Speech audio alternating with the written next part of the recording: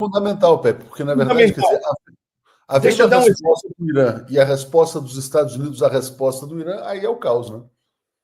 Deixa eu dar um exemplo prático para vocês. Teve um jantar em Nova York na semana passada, acho que foi quarta-feira da semana passada, tinha mais de 1.200 ultramilionários, bilionários, multibilionários, etc. Aqueles de sempre. E o convidado principal, na verdade, foi o Steve Witkoff, que é o negociador principal de Trump, não só com os russos, mas também com os iranianos. Quem estava encontrando com o ministro das Relações Exteriores iraniano Abbas Araghchi em Oman era o Witkoff. Então ele está na semana passada em Nova York, todo mundo de Wall Street, os multibilionários, todo mundo, um monte de gente, e ele fala, basicamente, abertamente, o Irã não pode ter uma bomba nuclear, o Irã não pode enriquecer o urânio nem a 0,1%, e o Irã não pode ter um programa de mísseis. Quando eu vi isso, eu falei, mas que loucura! Eles voltaram em 2015, antes do JCPOA, do acordo nuclear, que é o que o Zarif estava nos dizendo, de que o Kerry todo dia vinha dizendo, olha, o meu governo, Obama, o meu governo quer que acabe o programa de mísseis iraniano.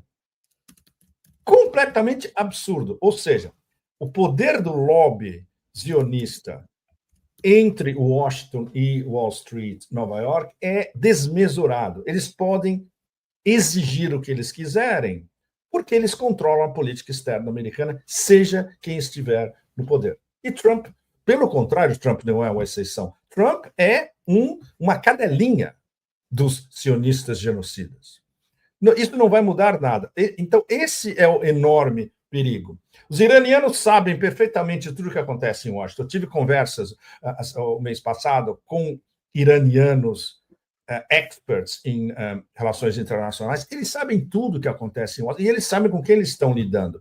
E eles conhecem as suas limitações também. 40 anos, mais de 40 anos de sanções. Por exemplo, eu estava fazendo um documentário, na verdade. Eles me ofereceram um documentário o mês passado, geoeconômico, traçar tudo relativo ao corredor internacional norte-sul no Irã. Então, nós éramos uma equipe de 6, nós fomos ao Cáspio, fomos ao Golfo Pérsico, atravessamos o Irã, por exemplo, eu passei do lado da usina nuclear de Natanz, que fica perto de Isfahan. Fomos até o Golfo Pérsico, até o Mar de Omã, e chegamos à fronteira do Irã com o Paquistão. E eles nos deram carta branca para ir onde quiser, entrevistar quem quiser. O administrador do porto de Bandar Abbas abriu o porto para nós. Mas, então, tudo isso é o ângulo geoeconômico. O ângulo militar foi a visita que eles organizaram para o nosso grupo de ver o Museu Aeroespacial do IRGC fora de Irã, onde eles nos mostraram todos os drones, inclusive os últimos drones Shahid de última geração, que voaram hoje contra Israel.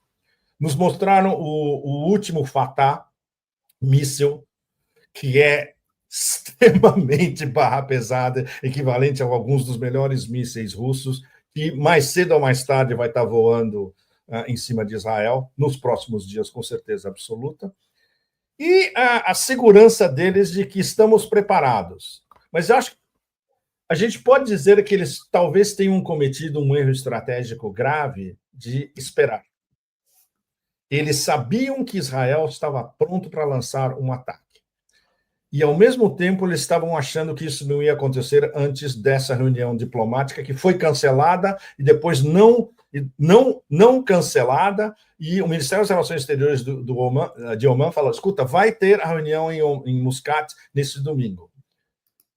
Eles não calcularam que Israel fosse suficientemente demente de lançar um ataque direto, uma declaração de guerra contra o Irã, antes do final desse balé diplomático, provando mais uma vez que Trump os estava enganando desde o começo. Na verdade, talvez o que os americanos queriam é pressão máxima e exigir dos iranianos todas as condições da administração Trump para acabar o programa nuclear iraniano e o seu programa de mísseis. É a única coisa que lhes interessava desde o começo. Não tinha diplomacia nenhuma na história. E o que o Witkoff falou em Wall Street a semana passada demonstra graficamente que essa era a intenção dos americanos desde o início. Ou seja, na análise de Teherã, os Estados Unidos estão diretamente envolvidos nessa declaração israelense de guerra contra o Irã. Então, agora eles têm que calibrar. E como eles são, os persas são excelentes diplomatas há 2.500 anos, é a discussão agora, nas próximas horas, nos próximos dias. Como eles vão calibrar essa resposta, que vai ter que ser devastadora.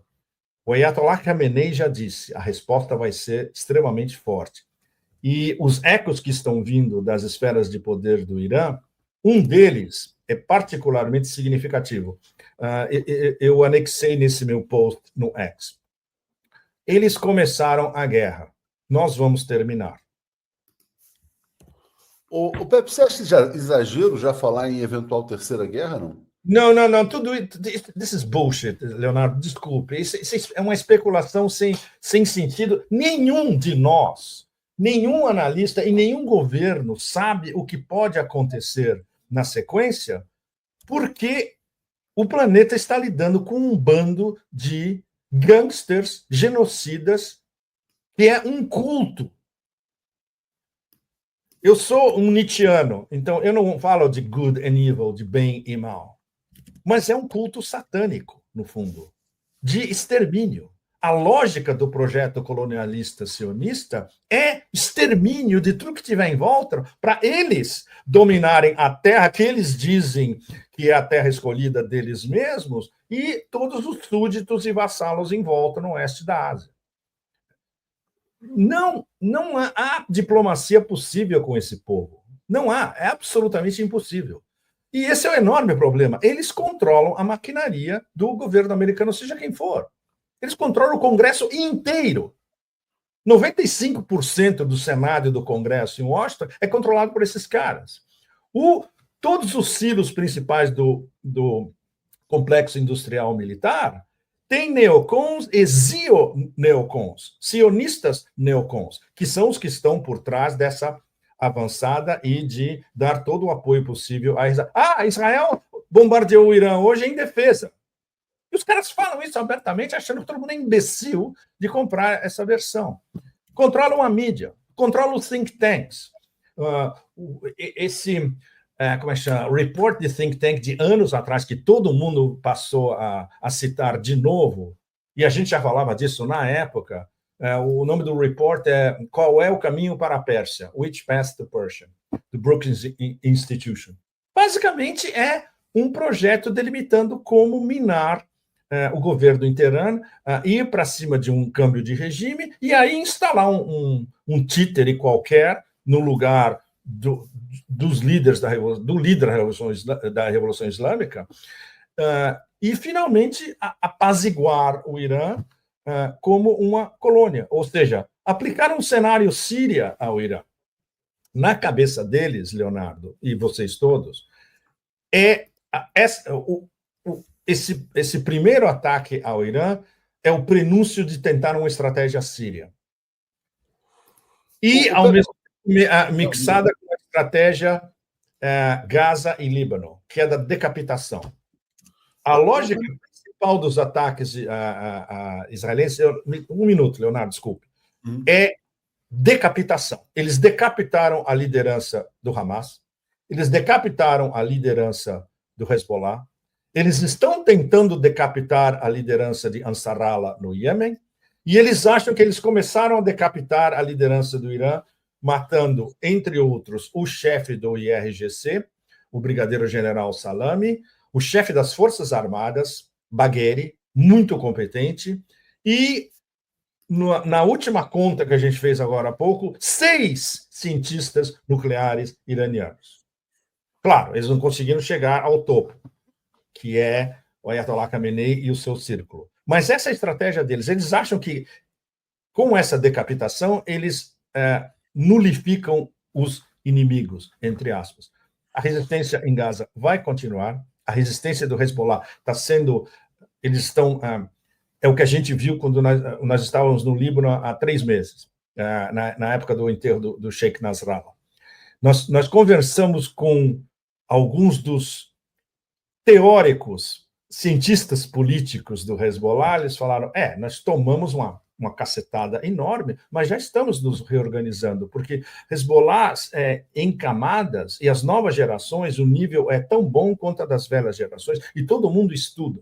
Eles têm um think tank em Beirute, que o nível é altíssimo, altíssimo. E você fala com políticos do Hezbollah, todo mundo super bem educado e com uma visão de conjunto ampla do oeste da Ásia inteira. Então, estão se reconstituindo, vai demorar. O Iêmen nem se fala. Foi uma das minhas experiências mais extraordinárias na minha vida de correspondente, de jornalista, analista, repórter, tudo. Foi interagir com eles, ouvir deles, ver a retitude de caráter, a clareza moral, a ideia perfeita que eles têm na cabeça de que isso é uma missão religiosa, humanitária e política ao mesmo tempo. E, claro, né, o Iêmen, mais uma vez, a pureza do Islã está no Iêmen. E isso o profeta Muhammad, no Corão, fala mais de 30 passagens do Corão. Você não brinca com esses caras. E ainda uma coisa que vocês... Guerreiros. Uma coisa que a gente sempre tocou aqui nas lives, não só a resposta militar, mas a resposta econômica, né? A gente já está tendo, por exemplo, a disparada do petróleo, queda das ações, etc. e tal, mas você sempre falava pode chegar da questão a 120 amanhã, literalmente. Isso, de fechar o Estreito de Hormuz. Isso pode acontecer? Bom, nós estamos nesse debate há anos. Um dos principais analistas das consequências do Irã fechar o Estreito de Hormuz era o Zoltan Poznar, que agora está fora. O Zoltan Poznar era o analista-chefe do Credit Suisse. Todo mundo em Washington, em Wall Street, prestava atenção no Zoltan, porque ele era muito bom. E era apolítico. Análise estritamente direto ao ponto. Vários de nós publicamos muitos artigos, colunas, falando sobre o efeito imediato do Irã fechar o Estreito de Hormuz, que é algo que eles podem fazer em algumas horas. Por falar nisso, Leonardo, só uma interjeição rápida. Eu tive frente a frente ao Estreito de Hormuz no mês passado. A gente estava no porto de Bandar Abbas, eu estava visitando o porto, eu falei, bom, escuta, o Estreito de Hormuz é ali na frente. Eles falaram, é ali na frente, mas está a 39 quilômetros aqui do porto. Mas ali na frente, literalmente. E quando eu estava saindo de Bandar Abbas, indo para o sudeste, perto da fronteira, a gente sobrevoa a ilha de Hormuz, que é uma das ilhas do Estreito. Não dá para você ver, claro, a amplitude dos 39 quilômetros, mas em Bandar Abbas, mas quando chega na pontinha, com o Mar de Oman, é 15 quilômetros, 20 quilômetros no máximo. Ou seja, para o Irã fechar, isso é uma moleza absoluta. Mesmo porque eles têm mísseis apontados para tudo que estiver navegando ao longo de toda a costa iraniana, sem falar das minas subaquáticas que eles podem colocar em questão de horas. O que isso se isso acontecesse, o que isso ia causar na economia global? O barril do petróleo ia chegar no mínimo a 200, logo de cara. Há projeções da Goldman Sachs de que poderia chegar a 500, se isso demora algumas semanas. As projeções mais, digamos, sóbrias demonstram que a economia global inteira ia colapsar, porque a pirâmide de derivativos, e aí tem vários números sobre o quanto é a pirâmide de derivativos, não são centenas de trilhões de dólares, passa de 1 quadrilhão de dólares, que nenhum de nós consegue nem mensurar essa cambada de zeros todos. Então, é o colapso do sistema financeiro internacional como um todo em questão de dias. Os americanos sabem disso, ou pelo menos quem ainda tem cérebro entre economistas americanos sabem disso. O Irã adotaria algo assim em último caso, apenas. O último caso seria um ataque americano total, de uma guerra total contra o Irã. A melhor maneira não militar deles revidarem é fechar o Estreito de Hormuz. Eles não querem, ninguém em Teherã quer uma guerra, Leonardo, ninguém em Teherã quer uma guerra, seja contra Israel, seja com os Estados Unidos, seja com os dois. Para você ter uma ideia, o governo desse presidente Pezeshkian, e muitos de nós temos enormes reservas em relação a Pezeshkian, porque ele não é um cara tão forte quanto o ex-presidente Raisi, que morreu naquele extremamente dúbio acidente de helicóptero, que é um tema tabu em Teherã, não se pode falar disso. Pezeshkian achava, no começo do seu mandato, agora, finalmente, acho que ele tomou um tapa e percebeu que era possível uma acomodação diplomática com os Estados Unidos. Ele recebeu a resposta agora, de que é absolutamente impossível. Então, os iranianos têm que refazer toda a lógica com a qual eles estavam querendo lidar com a administração Trump, perceber que a administração Trump está intimamente ligada e enterrada no meio, dentro do vórtex desse ataque israelense, e aí calibrar a resposta. Ou seja, é uma posição extremamente complicada. Porque o resultado de mais de 40 anos de sanções, você viaja pelo Irã, não estou vendo em bairros em Teherã. Por exemplo, eu fui ao principal porto iraniano no Cáspio. Eu cheguei lá e perguntei para eles, mas isso aqui é o porto? Eles falaram, é. E a infraestrutura é um desastre. Qualquer porto pequenininho no Brasil tem uma infraestrutura melhor. Então, não é por acaso. Os russos olham tudo isso e falam, escuta, a gente quer que esse corredor funcione, mas não dá para a gente pegar os nossos cargueiros em Astrakhan, no Cáspio russo, chegar ao porto de vocês daqui, porque eles não conseguem nem entrar no porto. Não tem infraestrutura suficiente. Então, os russos querem construir uma estrada de ferro do lado. Esse é um exemplo claro que você vê na sua frente de quanto mais de 40 anos de sanções podem fazer para destruir a infraestrutura de um país, que é o que aconteceu com a Síria. A infraestrutura da Síria foi totalmente destruída por 12 anos de sanções. Então, foi o amolecimento necessário para o que aconteceu com os Al-Qaeda saindo de Idlib e tomando o resto da Síria e com distribuição de Samsonites cheias de dinheiro. Muito simples.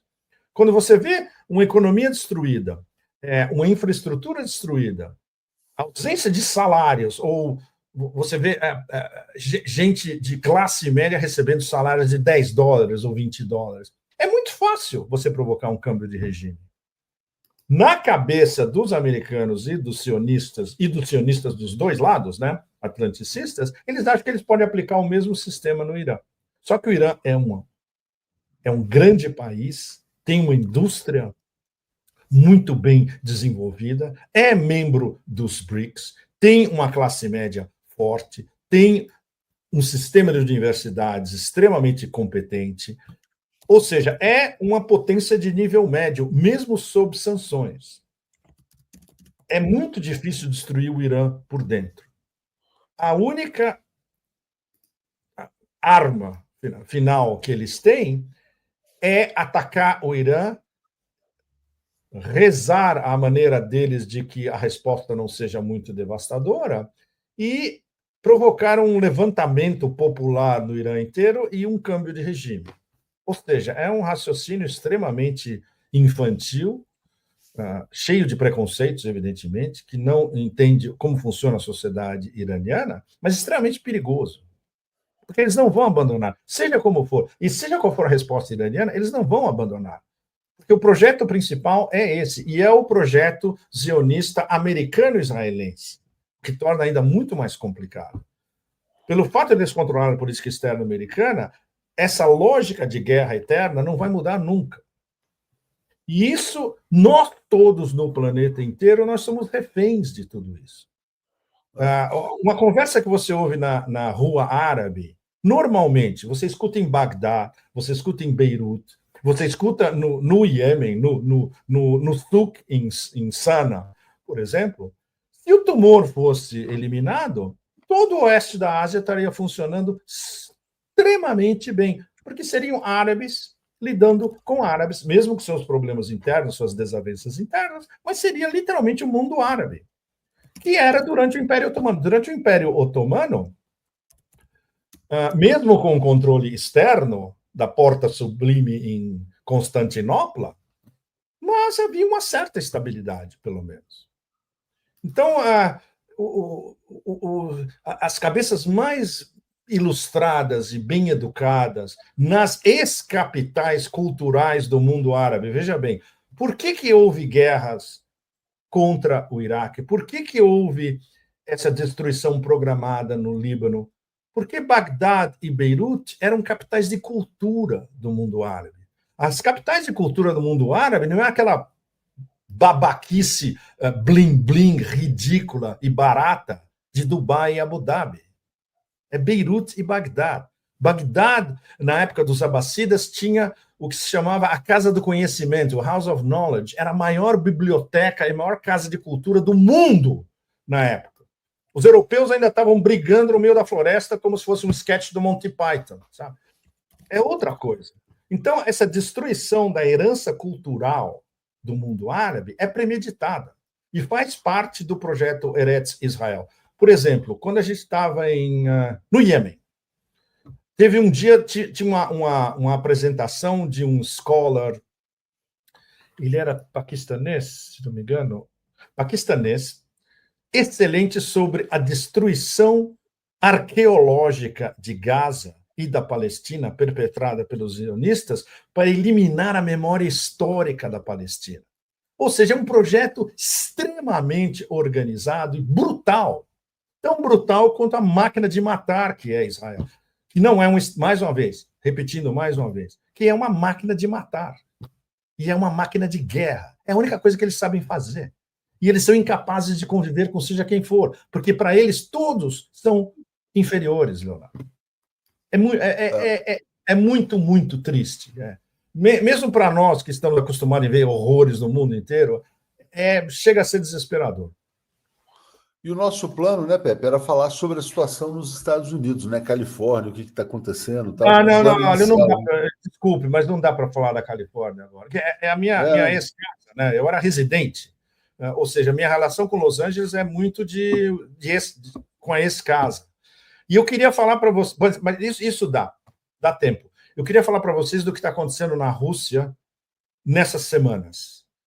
E tudo isso vai ter interferência, não, vai aparecer de alguma maneira na mesa dos BRICS.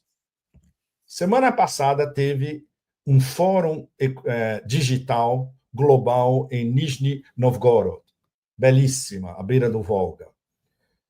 Nós estávamos discutindo e guiados por um grupo de experts de inteligência artificial, de tecnologia de informação e diplomatas russos, em constituir uma rede de preferência global e que isso possa ser levado aos BRICS de checagem de notícias e anti-fake news, baseado numa organização que se chama Global Fact Checking Network, o network global de checagem de notícias. E nós vamos ter uma mesa redonda semana que vem no Fórum de São Petersburgo, amplificando as conversas. Bom, isso é o número 1. Esta semana, o que aconteceu aqui? Teve o Fórum do Futuro 2050. Sérios problemas, inclusive porque facções extremamente conservadoras russas têm uma espécie de ilusão de que eles podem atrair Silicon Valley para fazer business na Rússia. E isso vai desde Musk até o extremamente tóxico Peter Thiel, o chefe da Palantir, que fornece, entre outras coisas, inteligência artificial para Israel matar palestinos. Isso é muito perigoso. Por outro lado, a oportunidade de juntar vários de nós, amigos, etc., para dialogar. Americanos, o Larry Johnson estava aqui, por exemplo, o professor Zhang Weiwei, nosso amigo da Fudan University em Shanghai, scholars franceses anti-hegemonia da União Europeia, excelente. Então, a possibilidade de diálogo foi muito, muito, muito boa. E a interação com russos de altíssimo nível de think tanks. A semana que vem é o Fórum de São Petersburgo, que é o fórum mais importante da Rússia todo ano. A presidente Dilma vai, e a gente está tentando fazer a ponte, e eu, inclusive, passei para o Leonardo o convite oficial para a presidente Dilma ir a um painel coordenado pelo Sergei Glaziev, que é agora o coordenador-chefe do Estado da União, ou seja, da União de Rússia com Bielorrússia. BRICS. Bielorrússia é um partner dos BRICS. E Rússia.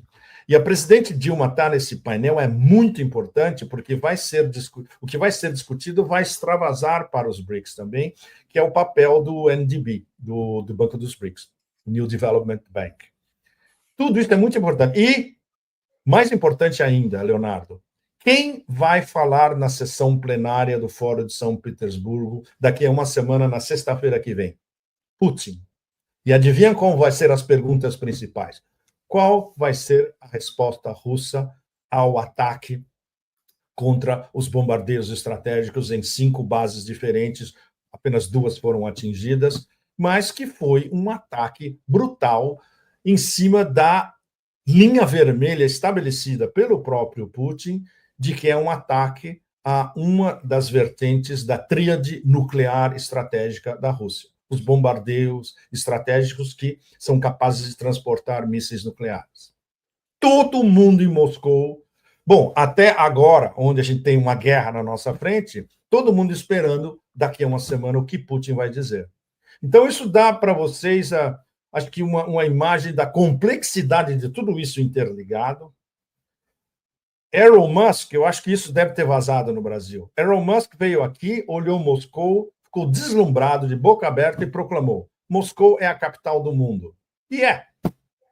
Quando eu falei isso há 2 anos e meio atrás, eu tomei um monte de porrada de brasileiros, de americanos, de europeus, etc. E tal. É verdade. Agora é o Elon Musk falando. É verdade. Está tudo aqui, Leonardo. A capital do mundo é aqui. E as decisões principais são aqui. Só para a gente fechar, vamos anunciar então a sua vinda ao Brasil também, porque na verdade você vai para São Petersburgo, você vem para o Rio de Janeiro, você chega que dia e volta quando? Só para a gente. Olha, então, isso. Um evento no Rio e um evento em São Paulo, pelo menos. Vai ser um enorme prazer falar com você e com vocês todos, ao vivo, no Brasil. Tem muita coisa que eu quero conversar, tentar explicar, mostrar para vocês todos. A interligação da demência em que a gente está vivendo e por que a gente chegou a esse ponto. Então, olha, eu chego no Rio no dia 30 de junho. A gente vai ter, acho que, vários eventos nessa semana, e, na sequência, a gente está combinando com o Leonardo de fazer 2 palestras, uma palestra no Rio e depois uma palestra em São Paulo, né, Leonardo?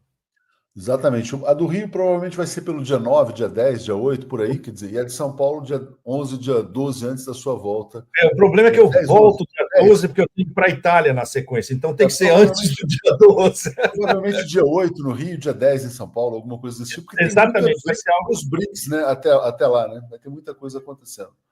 Bom, claro, e tudo que vai ser decidido ou não decidido nos BRICS, né? Bom, a gente vai estar acompanhando tudo isso muito de perto, vai ser muito legal voltar ao Brasil, voltar ao Rio, onde eu passei minha adolescência na praia, e falar com vocês todos ao vivo. Vai ser muito legal. Muito obrigado. E estejam lá. Demência total, né, Pepe? É isso. Vamos ver como estará o mundo daqui a 15 dias, né? Realmente é uma situação. Pois é, porque a gente não sabe o que pode estar acontecendo daqui a 15 dias. Ninguém tem a menor ideia. Isso abriu uma caixa de Pandora alucinante. Exatamente. Pepe, obrigado, cara, por ter entrado nessa madrugada aqui. Obrigado por você levantar às 3 da manhã. É isso aí. Não, e pior que eu nem dormi, porque eu vim dormir, aí quando eu vi o ataque, eu falei, puta merda. Né? Claro! A gente estava trabalhando na edição, então é complicadíssimo. Sim. Vou dormir depois do bom dia, daqui a pouco. Abraço. Enorme abraço. Obrigado. Tchau, tchau. Obrigado. Valeu. Tchau, tchau.